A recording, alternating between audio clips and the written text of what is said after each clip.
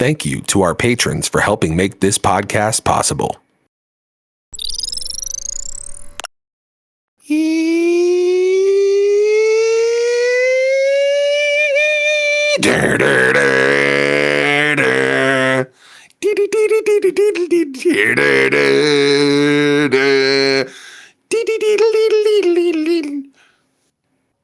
Welcome back to Void FM. It's your boys Rav and Kill Bill the rapper. Hi. How you doing? We in here. How we doing today, Bill? Oh, I'm so turned up. I had a little bit of coffee and I drank a bunch of water, which is, we're just going to be pissing all day, just pissing on them. How are you? I'm good. How do you have your coffee? Well, I've been trying to I just been doing iced coffee and then just putting like whipping a little bit of the creamer, like with a little, one of those little things that spins, it goes bzzz, a frother, if you will. Mm-hmm. Yeah. And just kind of pouring that on top.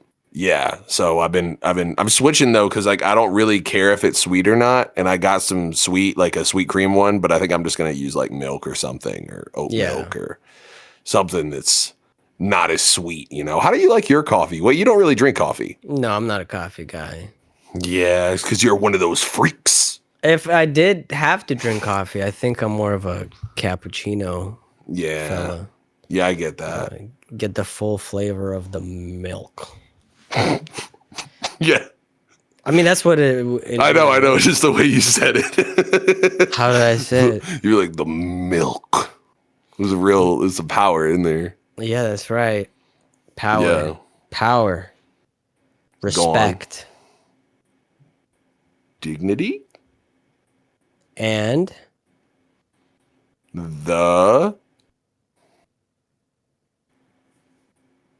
that's not what you did. Not you're supposed to say the next word, and then I just keep going. No, the fourth thing. Come on. Pursuit of bathroom. Okay, so power, respect, dignity, and pursuit of bathroom. Yeah, dude.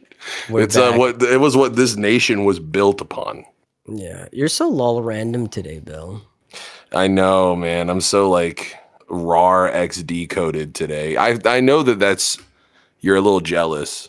Is that what do you sense it? Do you sense my jealousy? Yeah, I've been feeling a little bit of jealousy from you all day since I talked. You just can't match up to the whatever I got going on and today. So that's fine though. It's fine. Do you think you'll be lol random to the grave? When I'm like on my deathbed and I'm just like laying back, and they're asking me, like which chipmunk was getting the best head or whatever they ask you when you die. I'm just like, lol, epic bacon or whatever. I have cheeseburger and then I fucking croak, Yeah. Very like Reddit 2011 pilled is how I want to go out. Yeah. You kind of have that vibe, that 2011 Reddit pilled. Thanks, man. I really appreciate that you'd say such a kind thing about me. I mean, honestly, I feel like you wear it proudly. Yeah. You're right. What about you? Like upon your deathbed, like what kind of energy do you want to have? It was all your fault. This is all your fault. It was Bill. They're like shaking the person. It was Bill. No, not your. I'm saying like to whoever's around me, I'd be like, this is your fault. What if it's me? Your fault. You're at my deathbed. I think I'd be like, what the fuck is he doing here? How is he outliving me? God damn. You're right. I think that's what I would be like. How is he outliving me? Fuck. Yeah, Where did I go wrong? Yeah, no, I feel like I only have like a year on you, or less than exactly. So you have to die a year before me. A little over a year, yeah. Yeah, so that's how that works. So what do you feel like is like the optimum dying age? That's a crazy question. I don't know. I don't think it's that crazy. Yeah. Like I don't want to be like as soon as like my facilities are gone, my faculties, sorry, I don't know why I said facilities. As soon as this stops working, so like I give it like about like 2 or 3 years, I think it's like I'm done. If that were the case, you would have been offed yourself. No, dude, no, I wouldn't off myself. I want to go silently into the night, like Jesus. But that's fair. I think there isn't like an age. in general. I think it's like, I agree with you about the faculties and stuff, but even then, I think that it really depends, right? Because like, what if let's say you're like 50, right? A couple years down the line, you're 50 and you're like, for some reason, it's hitting you early. Like most people in 50s are still like all the way there. But with you, you're struggling a little bit. You're just like, Yeah. your brain's breaking down a little earlier, the thought. Your shelf life not looking so good, right? Faculty start giving away, but you still have a level of self-awareness and autonomy involved. Yeah. What if you just wait out a few months and they come up with some sort of medicine by then, or some sort of means of altering your gene code or altering your cells or whatever. So they're like, oh shit, now he's regenerating. We're undoing the aging process. He's regenerating. No, stop him. But we could, right? Like in theory, right? Because like, yeah, I mean, facts. You're not wrong. I think, but it is kind of like a thing, though. It's like let's assume that isn't going to happen. It's going to happen in someone's lifetime. Like this thing is going to happen, okay? But let's say that it wasn't going to happen. I feel like my age isn't necessarily a number, but my age would be like, like when you see old people and you just like kind of feel bad for them a little bit, like just for every existing. time I see you, yeah. Thanks, man. I appreciate it. But no, like with it, like for example, I knew this like really old lady in my hometown that like just refused to fucking die.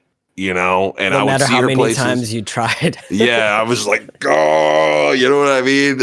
No, she has very strong neck muscles. But for real, I do think that it was like when I'd see her places, like people would all just kind of like look like, oh, is she gonna fall over? Like there was an air of caution by just her existing in a space, and whatever the fuck that is, I never want to see that in my lifetime. Like I don't want people to be like, oh, that poor old man. Anytime I just like walk up, I pull up, You don't want to be pitied. No, I guess like pity is like the word, but like more of just like, I don't want to instill that feeling of just like, oh, like, you know what I mean? Like a feeling of concern. I don't want that to be thrust onto people by me just like, hey guys, you know what I mean? Like, I don't want that. So I hate to break something to you. But oh no. Not like this. Yeah. We're like, when I pull up, like, hey, young fella, Every time we see you, we're like, it could be today. Today could be the day. Exactly. This could be like anytime one of our friends says something mean to you as a joke, I usually pull them aside and I go like, hey, like what you said was valid and actually does apply to him. And it was really funny. But like, think about it. Today could be his last day. Yeah, exactly. This could be it. This could be his last. You're going to feel so bad when I die the day this episode drops. Yeah. Rapper hit by bus for some reason. You know what I mean? Yeah. Yeah, I feel like getting hit by a bus is definitely like a way to go. It's not the worst. Yeah, for sure. But yeah, I don't know. I agree with you. I think also just the aching. I can't imagine the aching that ensues when you get to like 80 or some shit or 90, Yeah.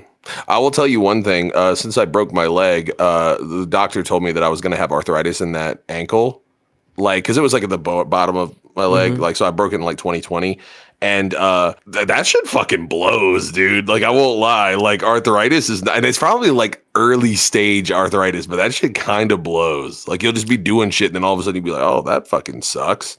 I imagine that's just like all over people's bodies when they're old. Yeah. Right. I mean, this is still, my doctors aren't 100% sure, but since like my mid 20s, I suspect I have had gout, which sounds funny because it's not supposed to hit you that early on. But like a handful times a year, I will wake up in the middle of the night or like towards the morning and just like, fuck, like the side of my foot or a toe will feel so painful, like fragile ass bone. Have you ever seen the episode of King of the Hill where Bobby develops gout?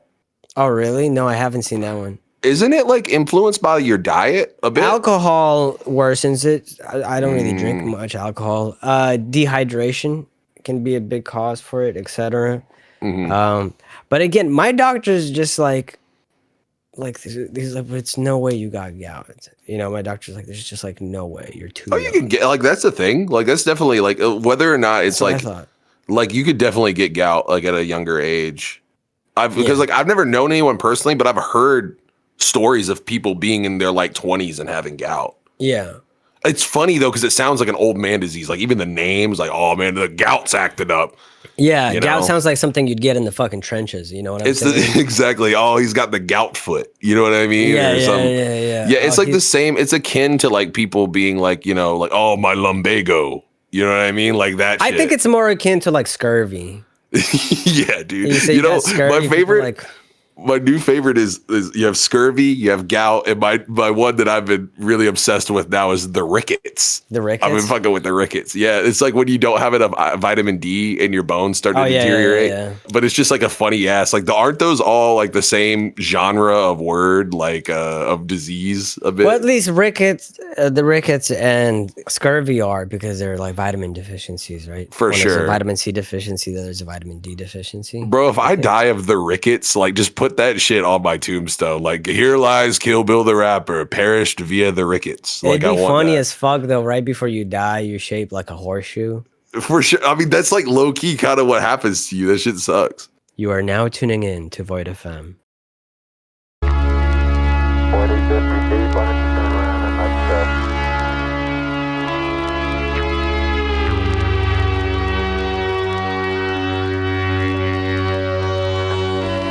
get back into the table. Okay. Let this turn around to your right. Set up. Forward. Let's just lead him.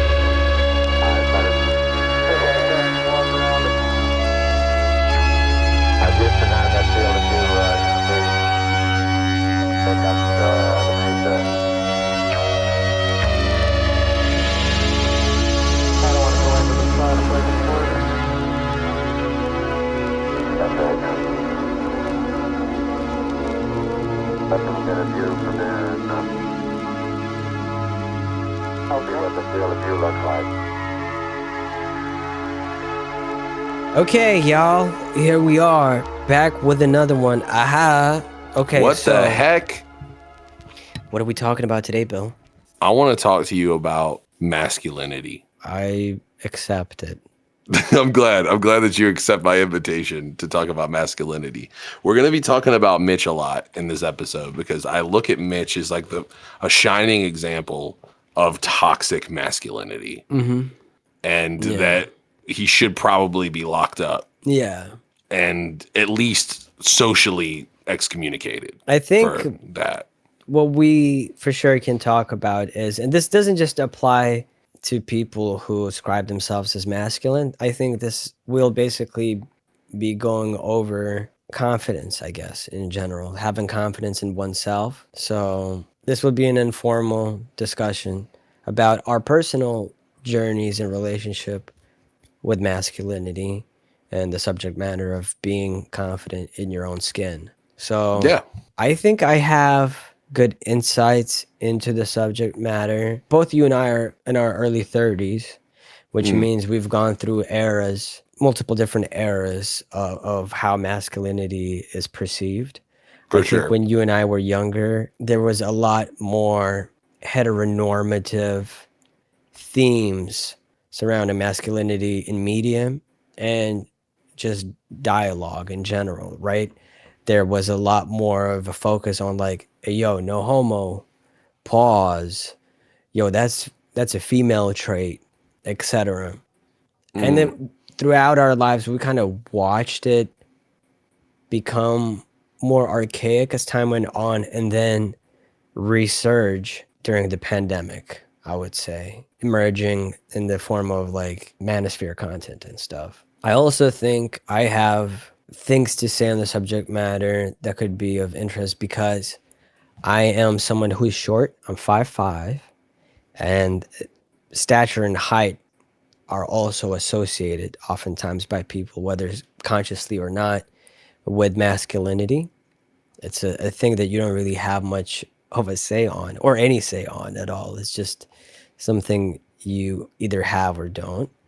But how you deal with it and how the world receives you is something that I have commentary on. And also, I'm someone who looks young for my age consistently throughout my life. I've looked younger than what people thought my age has been, which has also been an obstacle in the way of traditional masculinity aligning with who I am. And I think growing up, there were definitely moments when I remember being homophobic, and not just like in the sense that like I used to use homophobic slurs when I was younger because it was just so normalized. Yeah. But more so that like because I looked young and because a lot of people, especially when I was really, really young, sometimes would think I was a girl, there was a lot more of an emphasis on me trying to like, no, I'm masculine, like trying to say like, oh, I wouldn't do this, I wouldn't do that, or like this is gay, or I would distance myself from things that to me didn't line up with an understanding of what masculinity is, to kind of like, hey, look how masculine I am because I'm rejecting these non-masculine things. It felt like I had to be loud about it because otherwise I could be subject to, I don't know, like, I wouldn't say bullying because I don't think I ever let myself get bullied, but subject to ridicule or needless attention and stuff like that. And as I got older, I started to realize that that was stupid and homophobic. And like I started having a better understanding of other people's feelings in general and not just perceiving everything from my POV, but also understanding that that idea of masculinity to me felt, as time went on, it felt increasingly insecure. When we were growing up, a lot of people would say like, well, masculinity is being like logical and it's about being stoic. Femininity is being in touch with your feelings, but being emotional. As I got older, I was like, I learned to embrace various facets, not just the masculine ones, where I was like, I think being in touch with your feelings is very necessary to be a full person. I don't think you can be a logical person. I don't think you can be the best you, and I don't think you can be a very logical person if you don't have a good grasp on emotional maturity in the first place. For sure. I mean, I feel like just to give a little bit of background for me too, in the same way that you did, like I never had the same kind of struggle because I was like always like, I was like tall and I didn't really give a fuck about being masculine. Like when I was younger, I just kind of like didn't think about that as much. But I felt like when I started like playing football around like 13, 14 years old, like it was like more of like, I feel like there was this, I went to, just for context, I went to a very, very small school in a rural town.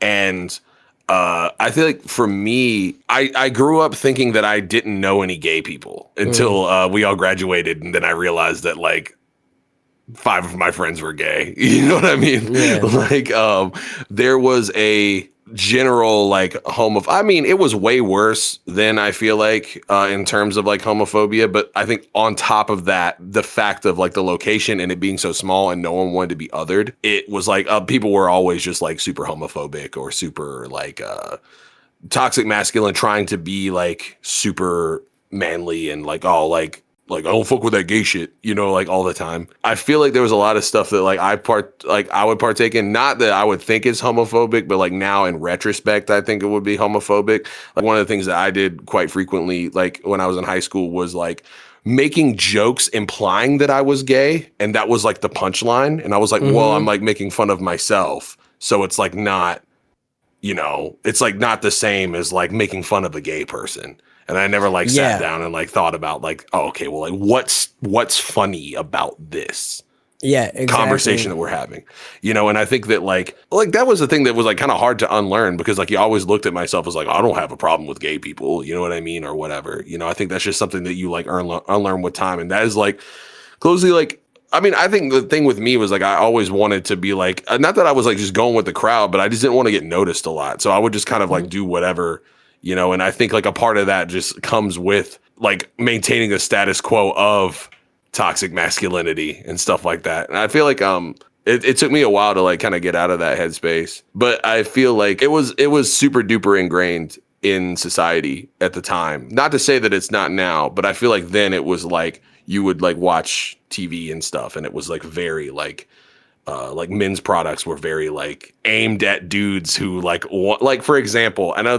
might be a bad example, but like Axe body spray, like the whole thing behind it was like you put this on and you can fuck. Like that was the whole ad, and it was like you'll be manly and you'll have sex. Old Spice was kind of similar too. Yeah, Old Spice was like the tamer version of that, but yeah, like it was kind of the same thing.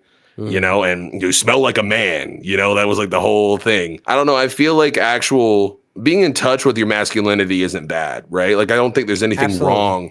Yeah, I don't think there's anything wrong with like some of the things that are like stereotypically associated with being masculine.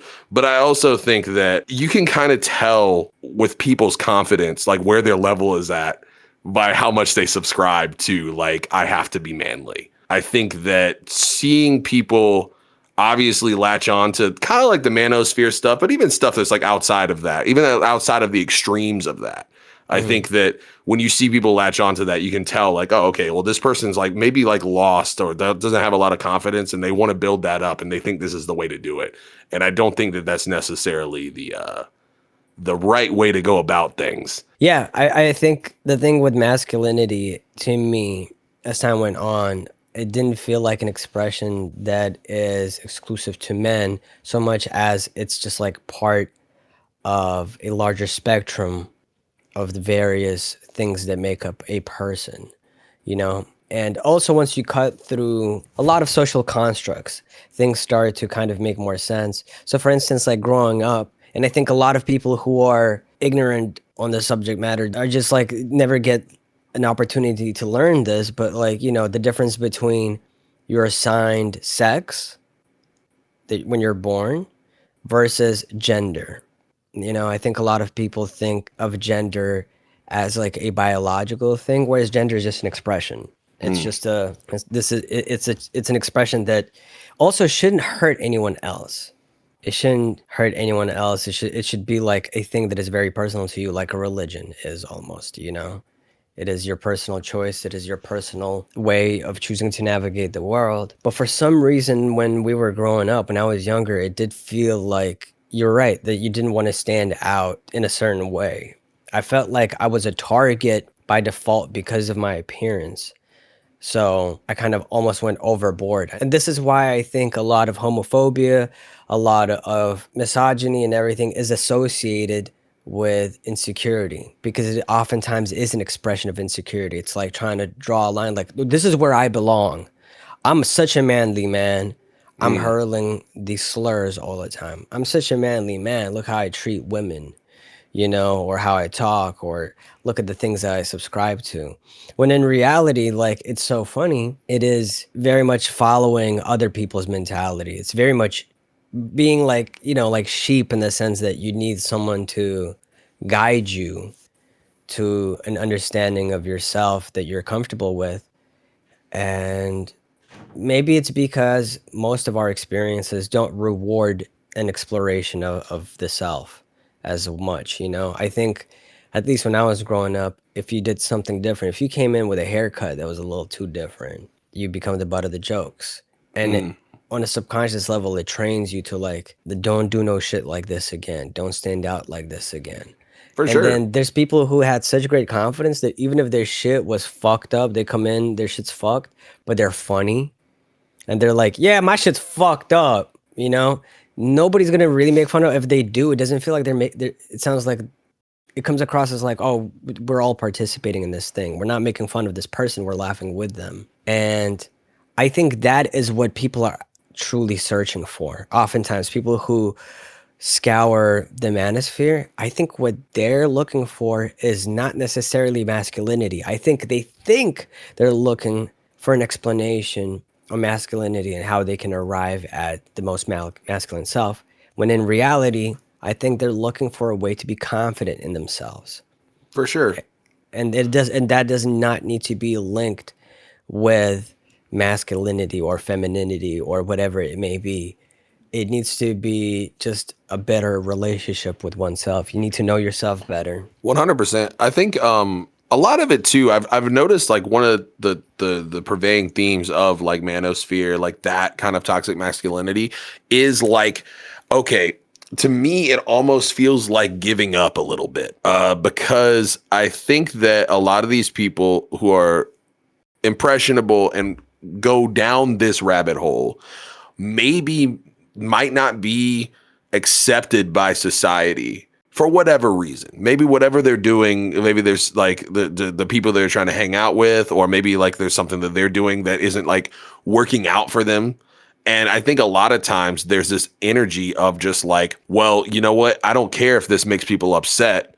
I don't care because like they won't like accept me anyway. So I'm going to be better than them. And I'm going to be like, oh yeah, oh, I can say things and it'll make you mad. You're the one that's fucked up. And this whole thing of like, everyone should flock to me. And like that atmosphere, or sorry, that approach, I guess, that it's not good. And it's very easy to fall down that rabbit hole, I think, because to me, that feels just like, okay, I've given up on being accepted by society. Now I'm like, now I have to accept society. It's almost like like playing hard to get with society a little bit. Maybe I'm looking into it too much, but I really do feel like it kind of stems. A lot of that stuff stems from people who just want to not necessarily just fit in, but like thrive. And they feel like they can't do it other than being problematic, but like not just problematic or edgy or whatever, just like them being the one that is answered to. Like they're the head honcho, the alpha of this society now. I think it's about being not themselves is ultimately why it's an insecurity, because they cannot arrive at it without yelling about it. Think about most manosphere people. They'll always be like, why would I care about this? I've got cars. I've got bitches. I've got so much money. Like they're always boasting. A person who's good, a person who's doing good and is chill, like, and everything's going good for them, they don't need to convince you of this. They don't need to go on top of the mountain and tell everyone, hey, look how manly I am and comfortable I am in my own skin. Isn't it amazing how comfortable I am in my own skin? Are you convinced I'm comfortable in my own skin? I think that is insecurity. That is absolutely insecurity. Look, I am non-binary. I don't subscribe to, you know, the certain norms, I guess, or associations that are being put on what it is to be a man or what it is to be a woman, right? I think it's too restrictive. So I see myself as non-binary, and I am very much in touch with my feelings. And yet I've talked and met so many people, a lot of men in particular, right?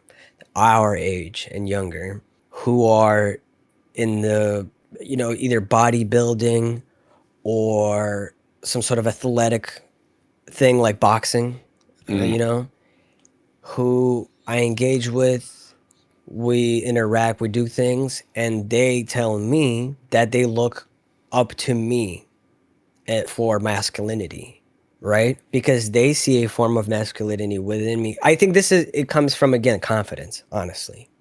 I think a lot of people just misunderstand the two. They think that masculinity is being confident, but confidence is not tied to masculinity. It's not exclusive to masculinity. You can be like a very traditionally feminine person and very much confident in your own skin. And you could be very much a traditionally masculine person with no confidence in oneself. These are not, you know, mutually exclusive elements. But in my observation, the more comfortable I got in my own skin as a person, the more people were drawn to me, the more people were drawn to me as a mentor or a model in terms of like handling things or approaching things. I'm not really putting this in very good words, and I'm kind of like sound like I'm blowing smoke up my own ass. But what I'm saying is, I don't think so. I've seen it. You know what I mean? I feel like just like knowing you, I feel like there was like a kind of like an uptick when you were living with me too, I noticed there was like an uptick and almost like a moment of you like searching for like, not like confidence, because I think you were already confident, but like having that, like you had a lot of conversations with me about like curating your own experience and that you only get one life and that you should like make everything like, oh, I could do this and this could be dope and this could be dope. And like finding this thing, it's like finding yourself really, right? Like, which I think is always like a changing journey and isn't like, oh, he's got it, you know? But I think that like actually engaging with that journey is good in terms of your confidence and the way that your energy when you walk into a room, when you like know like, oh, this is the fit, this is the like my like this looks like my hands look good because it's got like this jewelry on, or like whatever the thing is, whatever your thing is that works for you. Like I think that like watching you find that in a personal way, like it was really cool because I saw like your attitude shift in a way that I think was like very like necessary for you at the time. You know what I mean? Yeah. And so I think it's easy to be like, oh, like it sounds like you're blowing smoke up your own ass, but like I actually saw it happen. And it's like it was cool. It was really cool. Yeah, like it was a cool moment. You vouching. Yeah, I guess the reason I wanted to bring it up is to specifically say that I don't think I'm someone who goes out of my way to be masculine or to be feminine. I don't really analyze things on those terms, right? I'm glad you mentioned curating your own experience. I curate my experience to the small degree that I have control over my life, right? So, for instance, aesthetics is an important thing to me, as you may know, right? Like the stuff not only that I wear, but the furniture choices, my equipment and things that I do with them, and how I curate everything, how everything looks for me. So as I navigate my life, that I know I'm treating myself good, that I'm treating myself to the experience I feel like I deserve, you know, that there's the control that I have. And I think it's basically an extension of having a good relationship with yourself. That is what is needed to have good confidence. Because, and I've talked about this before, if you want to be more confident, if you want to trust your friend more, or some person more, how do you get to that point where you build that confidence with them? Well, you have to build on a relationship with them. Trust isn't just manifested out of thin air. It's something that you work towards through experience and time. You nurture a relationship, and the more you nurture a relationship, the better you get to understand this other person, and the more likely you are, or the more opportunity you have to grow closer, to trust each other better, where you get to the point where you know that if you get sick and you fall down, you'll be good because you're with your homie who you know will make sure you'll be good. You know what I'm saying? That's confidence in someone. And that is something I would suggest people work on within their own lives with themselves. It's a very similar thing where you can only develop confidence in yourself the better you get to know yourself and the more you nurture your relationship with yourself. That is ultimately what's going to lead you towards feeling more like, oh, things are going to be okay. Here's an example. You know, people oftentimes ask me like, man, life is so unpredictable, or a lot of shit is happening. Like, how do I deal with things? How do I deal with this anxiety of like impending doom? And obviously there isn't a single answer. It can be complicated. Therapy can help address it. Medication can help address it, etc. But one long-term commitment I would recommend is, again, building that trust with yourself. Because the reality is you cannot predict what's going to happen tomorrow.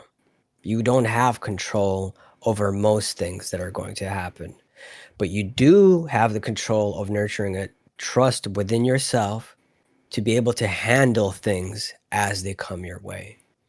Again, with a friend, I think, or like even not even just a friend, like let's say, I'm putting this in quotation marks, role model. Someone you're growing up when you're a kid maybe, and you look at an adult or some sort of person and you're like, damn, they're so cool.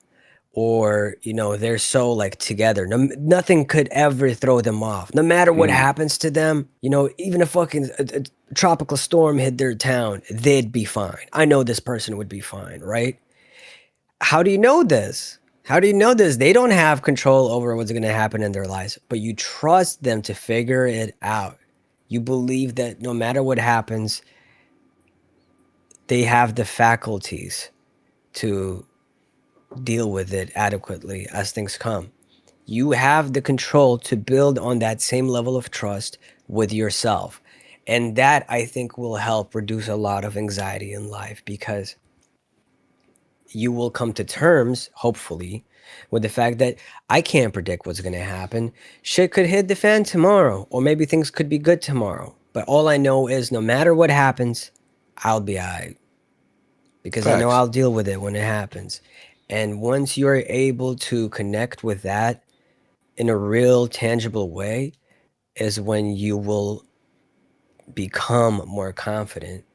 And people can tell. It rubs off on other people, you know? I think that's ultimately something that you can work on and you can nurture, but it doesn't need to come from you trying to bend yourself into a shape other than yourself. You don't have to origami yourself into someone you're not. In fact, playing origami with your soul is going to make you always feel uncomfortable, because that is not your natural shape that you're assuming. You're instead LARPing as a masculine man. You're LARPing as a feminine woman, right? Or whatever it is. And if you learn to accept yourself and learn about yourself, you'll feel infinitely more comfortable not having to bend yourself out of shape to be someone you're not. For sure. I think basically just like go like do what feels right to you. And there's nothing wrong with analyzing what feels right to you and exploring options and changing like with the way things are, like, you know, like with going with the flow with it. But I think that like literally just it sounds corny just saying like, oh, just be yourself and everybody will, you know, it's not like that, I guess. But what I mean is like that if like being yourself and being deliberately yourself is the true sign of like you'll get confidence through doing that, you know. And obviously like everyone has like different like factors and stuff that like add or subtract from. Maybe it's like friend groups or like people that you know, associates and stuff. And so this is a little bit more difficult too if you're younger, I feel like, or if you're in a situation where you have to be like in like a work setting where you're around people a lot, I guess. But like even in those scenarios, it's just kind of like fuck them, do you? You know what I mean? Be yourself for sure, but you can't really be yourself unless you know yourself, right? So get to know yourself, nurture that relationship with yourself, and it'll become easier to be yourself. Because I think a lot of people, it's hard for them to start with, like, you know, when you say be yourself, oftentimes they're at a loss. They don't know who they are. It's like trusting a person you don't know or you haven't nurtured a relationship with. You don't know them well enough to really know like who they are. And oftentimes we neglect ourselves in that way. And so I think get to know yourself so that you can be yourself. And trust me, people prefer that kind of person. If that's what you're worried about, if you're worried about social interactions and fitting in and people liking you, you know, or being attracted to you, etc., nothing trumps confidence. Time and time again. Nothing. Sure, certain things are like boosts, and certain things are sort of like immediate buffs. For me, it's like my gigantic breasts really do a lot for me, you know? So Yeah, kind of he's like, lucky.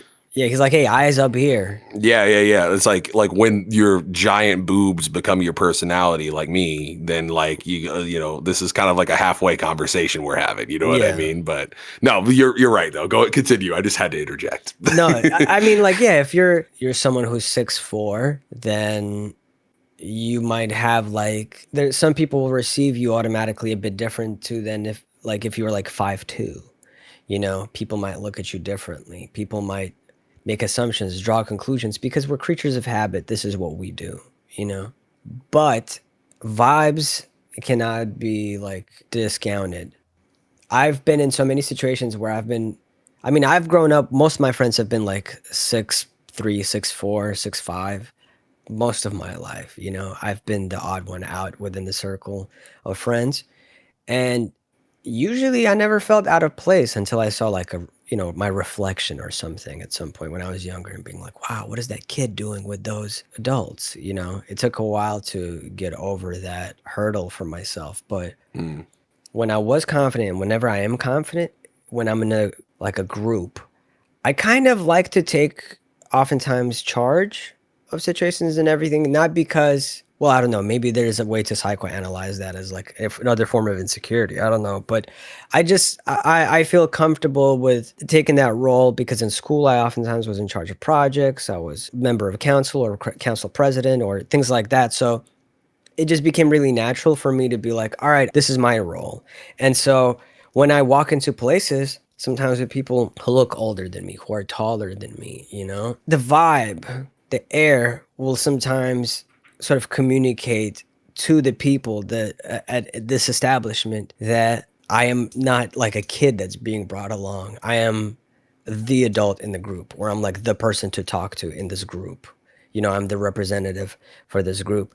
So I say that to again say like the aesthetics and visuals and everything, they play a part, but they don't play like the vibes can change everything. You can be the most tall and like handsome person, but if your vibes are off, all the way off, you're like really shy and awkward, it will come across. And you can be short and fat, but be super charismatic. And like that basically your appearance like has no bearing on how people are receiving you, or people are not making any assumptions based off of that because they're like, damn, this person's charismatic. And it also doesn't mean being loud.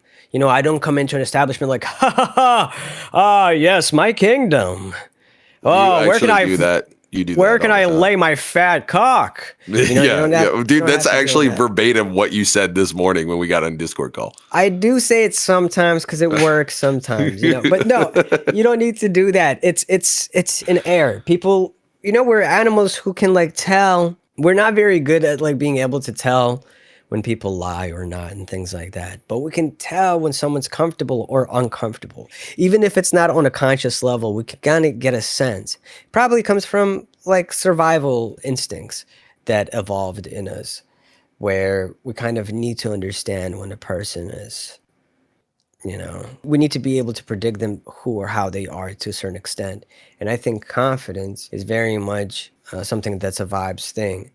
And again, yes, other things can nerf you or buff you that have nothing to do with confidence. But confidence trumps everything. For sure. I think one thing too that has worked for me in my life, because like I like not to say that I'm like not a confident person. I think I'm pretty confident in myself, especially like, but I think that there's times where I just hang back because I just naturally like to just hang back in situations sometimes. I've noticed that in especially new social situations where I'm around people I don't know, being like, not saying like, but being like a risk taker, but like instead of being like, well, I'm not going to really talk that much and I'll just kind of like, just get through a conversation. We'll probably just like, it'll be like a cool thing and they'll be fine. Like actually like trying to make the effort, like making an effort to further conversations, ask a lot of questions and stuff like that. Like forcing myself to be a little bit more social in situations, I think is also, it gives off an air of confidence, even if you're really just kind of like, sometimes I like overthink conversations and I'll be like, what should I say next or whatever. And I think like one thing that has worked for me is shutting that off and then just going with, especially new people. It's easier with new people because you're getting to know people. I think like, that's the thing that's worked for me a lot is like not just like being yourself, but like actively being yourself, like trying to make yourself more of a presence in a situation. And like that's rarely been negative for me. Yeah. And also you can know yourself and know that you might prefer to like, you kind of know your relationship with your social battery. You know that you like to engage with other people, but maybe to like a certain extent, knowing your boundaries and putting in safeguards and things like that, knowing that like, yeah, this recharges me, this little bit of social interaction recharges me, but anything beyond that starts to deplete me. And so I kind of need my own space and things like that. That's also part of knowing yourself.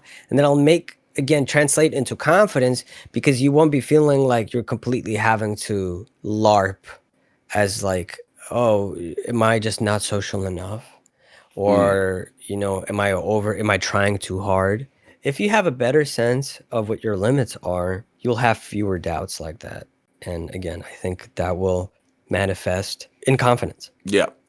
100%. That's, again, this is a very informal conversation on the subject matter. We kind of pulled an audible on the subject matter for this episode, but it is something that I get asked a lot in terms of like, I think what we're talking about covers a lot of the things that I get asked quite frequently, where it's like, okay, how do I work on my confidence? How do I become confident? How do I learn to accept myself? How do I socialize better? How do I come across as more attractive to others? And I think all of that basically belongs to the umbrella of confidence, which stems from knowing oneself. Yeah, 100%. I was talking about this on stream the other day. They were talking about like somebody was kind of jokingly but kind of not, being like, "Hey, I'm super ugly. How do I find a partner?" And I was just like we were joking about like looks maxing, like that whole thing, and just how that's just like the funniest shit ever. But then like somebody in chat was just like, well, like, I mean, like looks maxing can be good, and I was like, yeah, I mean, like taking care of yourself is good, but I feel like honestly, like if you just go ahead, sorry. I think it's like when you conflating taking care of yourself with something like mewing. Yeah, those are two different things to me entirely. Like, but one of the things that I said was just like, I don't think I'm like an unattractive guy, but I've always been like chubby like my entire life. You know what I mean? And I've always been kind of like, okay, cool. I'm gonna just like try to like spec all of my stats into Riz. Not to say I'm like the king of Riz or something, but like I think like just acting like you're attractive goes a long way. You know what I mean? You are attractive. I mean, you're a good-looking guy. Thank you. But also, I mean, like I know plenty of people who are into like physically speaking, just from a strictly physical standpoint, exactly what you are. For sure. Like that's the other thing. There isn't just like one standard that everyone needs to meet. That's the thing that I never understood growing up. Like I never understood this. Like, oh, like I like me personally, I fit into an archetype that is like a thing for people. Like I am like a type of guy that like women, men, and non-binary people are attracted to. But like I never thought about that. I was just like, oh, well, I'm not like super physically fit. Like even when I was like playing football, I was like still like the biggest dude on the team. I was like fucking 260 in high school. Like I was like, I was like, oh, I'm like, this is as good as it gets type beat. You know what I mean? I don't know what like my ideal body weight is, but I've always had a gut. I think this is perhaps also another case of representation matters, because when you and I are growing up and we're looking to the male ideal in the media, right? So like we're looking at people like who are perceived as handsome men, and they're tall, slender, or muscly individuals, and we don't see ourselves in that. And so we kind of assume that maybe we don't belong in like the standard subset of like what it is to be attractive or whatever. That could be a thing that you fall into. But then look at, again, people like think Stavros, right? King, who has like if he does not have the traditionally like the greatest hairline by like standards of attractiveness, right? And he is short and he is plump, right? Again, a lot of things that on the surface go against our understanding of what is like the norm model of handsomeness, right? And yet he's so attractive to people, right? For sure. Charismatic and funny. Well, that's one thing too, that the speaking as a bigger guy, I feel like this is the thing, is being funny really does go a long way. I feel like he's I feel like he is funny. He has confidence.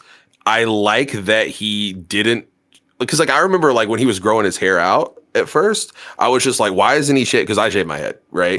Like I was like, why isn't he shaving his head? And I didn't realize that like, oh, he's just like, oh no, I'm like, this is me. I'm letting this rock. Like I don't care if my hairline's fucked up. I'm gonna just let it rock. And I was just like, oh, like he's like achieved some kind of enlightenment that I didn't even really fucking know existed. You know what I mean? Like, he's not as like, playing it's you like game clear. pause. It's clear. Yeah, exactly. He's clearly like he takes care of himself and stuff, but like just the idea of like, yo, I'm gonna have a fucked up hairline and like still pull way more than you. Like I don't know, dude. He's good. He's good. He Yeah, is. no. And I do want to Yeah. add to something you just said. Like, it is ultimately, though, important that you take care of yourself. I feel like everyone has the capacity to be decently attractive, no matter what you look like, so long as you take good care of yourself and you have confidence. Take care of your nails. Take care of your skincare routine. Wash yourself. Make sure you're not stinky. Make sure that you're taking good care of yourself for two reasons. One, others will receive you better, the better care you take of yourself, because they're like, oh, this is someone who is more well put together or whatever. That's more of the traditional outlook. But more importantly, in my opinion, is, again, that's another example of you having a good relationship with yourself. Take good care of yourself. You only have probably one body as far as things will go. Hopefully. And if you got, let's say you finally got a car or a piece of equipment that you've always been longing to get. Once you get it, what do? You take really good care of it, because you don't want to break it. You want to prolong its shelf life for as long as possible, right? You want to make sure that it's well kept. Your body is the same thing, and your presentation and all of this is a part of you taking good care of yourself and nurturing a healthy relationship with yourself, which is why I think it translates to people oftentimes as confidence too, which is why when we see someone who's really stinky and super sweaty and dirty, This guy. and they don't care about their appearance at all. I think some people think like, oh, but that's like a form of confidence in and of itself. But when it comes across as like you've just abandoned yourself, you've abandoned your body, you've abandoned all these things, it does not translate as confidence. Stavros is not taking care of himself. He clearly takes good care of himself. You know what I'm saying? Mm-hmm. Again, that is another piece of advice I'd give to everyone, is start taking good care of yourself and your environment. I think your relationship with your environment, I was saying I curate my environment, and the things that I have are like meticulously picked out. That includes making sure your bedroom isn't a mess. That includes just your living quarters aren't a mess, because if your room is in disarray, it is a reflection of you not taking good care of yourself, not taking good care of your home, your nest, because maybe you don't deserve a clean home. I know it may not come across as that as such on a conscious subconscious level. Yeah, but it is subconscious. Like, usually people whose room, I know in my life when I was younger, the messier my room was, the more depressed I probably was at the time. You know what I'm saying? So if I'm curating my environment to be good, I'm taking good care of myself. The way I started doing it, I was even like petting myself on the head after, like, I wake up in the morning, first thing I do is do the bed. Just like, so that immediately one thing is done in the day, like I could pat myself on the head or rub my tummy and go like, good going. You did that. You already did some. Let's go eat. Developing that relationship with your environment, with yourself, and how you engage your environment and everything is going to help grow your confidence and attractiveness subsequently. Facts. These are all factoids that you're spitting. Yeah, I was gonna make a point and I lost it completely. It was good Washing. though. Was it about washing? Yeah, well, I just like skip showers most of the time. You know what I mean? I just kind of Yeah. don't. I just refuse to do it. Yeah. Water is not really like, something I like on my skin. No, I mean, okay, I know that sounds funny. Like I'm joking, but I know it sounds funny to say the like washing thing, but I feel like there are like, I've met people throughout my life that are just kind of like, not to say that they smell bad or anything, but like just don't shower a lot. They look oily. And I remember what my thing was I was gonna say. So we were talking earlier about like taking care of yourself and like okay, I do this thing. Okay, so I shave my head, and sometimes I shave my own head, but I actually sometimes will spend money to go to a barber and have them shave my head and then also them line up my beard. And people ask me, why do you do that? Because I really appreciate the feeling of like knowing that my shit is going to be like completely optimal. Like the head is whatever, like the top of my head is like, it's going to be bald. Right. But like doing a fade from the beard to bald is like, it looks sick. Or like the fucking like having it lined up all the way like it isn't right now. You know what I mean? Like like having it like look cool. And like when I have those days, I feel unstoppable. And you can tell if I stream that day or if I'm you know, doing this that day, like you can tell like a visible difference, I think, in me and the way I move and stuff. And it's because I feel like I'm like, I'll just have a day where I just like, this is going to be my treat day. I'm just going to take care of myself. I'm going to do this, maybe take a bath, like a long bath, get some lush bath bombs, throw that in there. Like I know part of that is just like, just having like a little day it's good for my mental health above just the confidence thing, but I do think it does boost your confidence. So like going out of your way to take care of yourself, and if you have a little bit of extra money and you can do something like that, like doing that, it's good for you. I think it's an important thing if you to take your, and like you can apply that to other shit too. Like if it's like if you've never had a massage before, and you have like, oh, you just got a little bit extra money from your bonus or whatever, go get a massage, bro. Like something like that. Just really, you need to experience that. You have one life. Like, why the fuck not? Yeah. You know what I mean? Treat yourself. Like you would if you were, you know, if you're in a relationship and you want to maintain that relationship, you need to tend to it. You can't just take it for granted. You just can't accept that it's going to be there and will always be there in like a static way. And it's the same with yourself. Build on that relationship. And don't let people discourage you from, you know, pursuing and finding out your own version of what confidence is for you. You know, you have to remember that a lot of these grifters online, these manosphere fools, first of all, they're not the best people to give advice, period, because they're some of the most, you know, insecure people ever. But they also have like a financial desire to like captivate people and to sell certain ideas or sell their courses and things like that. There's a financial imperative involved. For sure.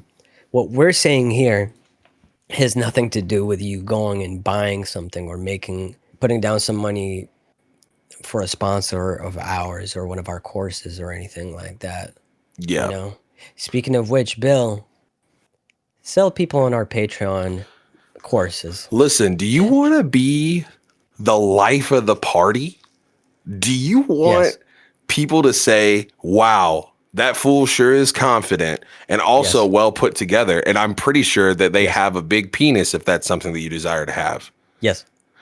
Well, let me tell you something. I got to piss really bad, but we're going to work through it, okay?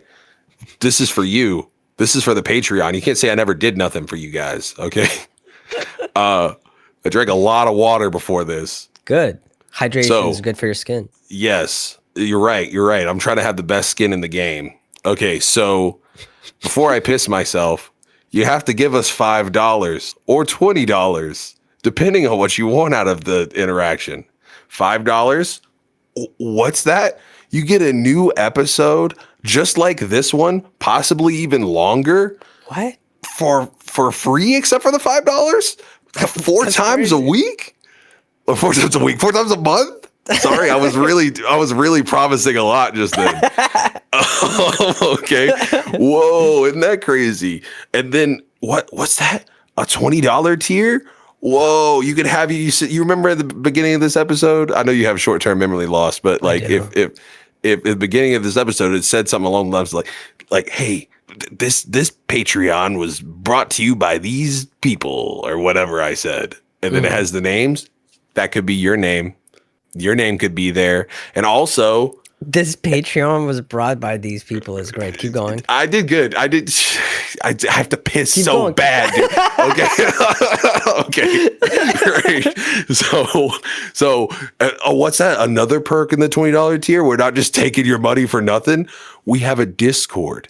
And everybody who is subscribed to the Patreon has access to the Discord.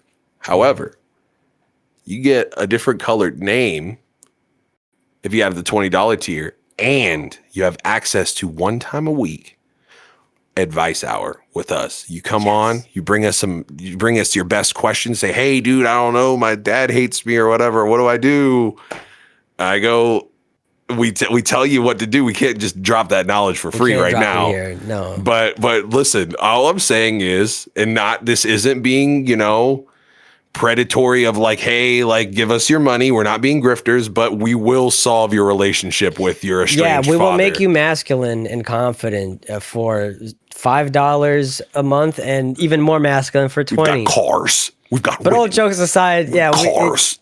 If you want more content, you can get it. If you don't, you don't have to get it. Yeah. But your support, all the money that you give us goes a long way towards supporting this podcast. So thank you so much.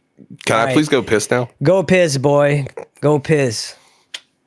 That was me saying goodbye. Bye. The following is a preview of this week's Patreon exclusive episode.